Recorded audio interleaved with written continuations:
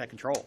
Yeah, I mean, last week we definitely didn't put enough pressure on the quarterback, so that was a big goal this week to put them in passing situations. And kudos to our DBs for forcing the quarterback to hold on to the ball for a long time, and defense got there. Ryan, can you remember being in a defensive effort as a team like the one today? Not just yourself, but you all did just about a couple long passes, but other than that. No, it was definitely one of the more fun days I've had playing defense, and it was a great day for all of us. We had 10 sacks. That's unbelievable, and would have liked to have more turnovers. We only had one turnover, but when you're holding them to that few yardage and you're getting that kind of pressure on the quarterback, you can't complain too much. Ryan, what did you exactly see out there that enabled you to have the day that you had today? Well, I mean, we liked our matchups up front. We feel with the pass rush we have, guys like Hatch, Rack, myself, everyone we have out there, Trent. We feel like we can win a lot of one-on-one matchups in the league, and that's what it ultimately comes down to: is guys beating blockers and getting to the quarterback. 10 sacks, and it seems like everybody's getting in on the action. Is the mentality from the defensive front, who's up next, whose turn is it next, someone's going to get the quarterback? Oh, definitely. I mean, we were kind of joking around on the sideline. We were just like, who's it going to be next? And it was such a great feeling. Like, I don't know, it was unlike anything I've been a part of before to get that many sacks and just to play the kind of defense we played. Chad Henne looked confused. Their offense looked confused. Could you sense that? It almost seemed like you guys smelled blood in the water.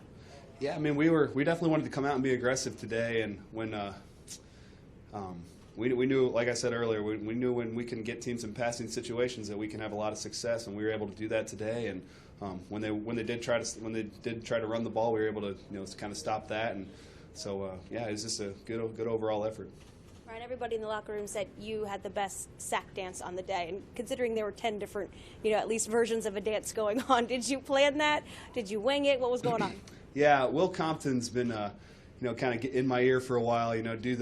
That's the Shawn Michaels from wrestling, the HBK. He wanted me to. All he kept saying was, hit the HBK, hit the HBK. So, finally I did right by him and hit the HBK a couple times. And on the second and third ones, when I didn't do it, he was, giving me a bunch of hell on the sidelines, like, why'd you do it? You need to trademark it. And I'm like, well, I can't trademark it. It's HBK, but yeah, so that's where it came from. It was you guys can thank Will Compton for the motivation for that one. Have you had this many sacks at any level, do you remember, at Purdue or in high school?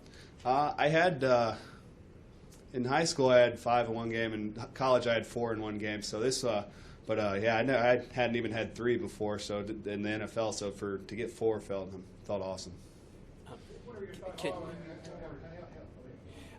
Can you help fans understand how players feel about major injuries? They just take them to heart. It's like the world ended, but you guys seem to cope.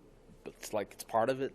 Yeah, I mean, unfortunately it is, and when you see any of your teammates go down, it really hurts because the work they put in, and what it takes to have success at this level, and how hard, like I said, how hard you have to work. And so to see anyone go down with an injury, whether it's your teammate or not, I mean, even if it's someone on the other team, you don't want to see that because it's a bad deal.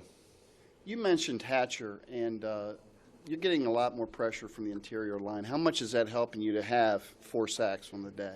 I mean, it's just helping the whole team. I mean, it seemed like every time that Henne dropped back, Hatcher was back there. It's kind of crazy just because, I mean, normally, throughout just a league-wide thing, defensive tackles aren't getting a ton of pressure, but for Hatch to get that kind of pressure from the interior is amazing.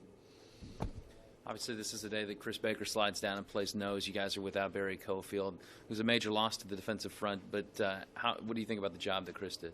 He did really well. I mean, he had good pressure on the quarterback, played the run really well, had a nice tackle on Gerhardt on the one run for a loss, and he had that one sack. Unfortunately, there was a penalty on the play, so he got taken away. But that's what we've come to expect from Bake. He played really well towards the end of last season, and he's carried that over. You guys were pretty dominant from the start for defense-wise. Did you sense at a certain point that this is going to be a good day for you guys, or any play that saw that? Yeah, I mean, when we started racking up the sacks in the first half, we kind of thought, all right, this is going to be a really good day for us. And when the offense was moving the ball like they were, and we were getting off the field on third down like we were, we knew it was going to be a great day for the Redskins. Last one over here, Lake. You kind of showed off today, to say the least. Did you think about your event tomorrow and how what you did today can impact tomorrow? I did not, but hopefully it can, and maybe I'll throw in a little plug there. Yeah, Roots Chris Arlington tomorrow having an event for my foundation, Blitz for the Better Foundation. So 6:30, it'll be a great time. So thank you for that. Thank you. That nice little segue there.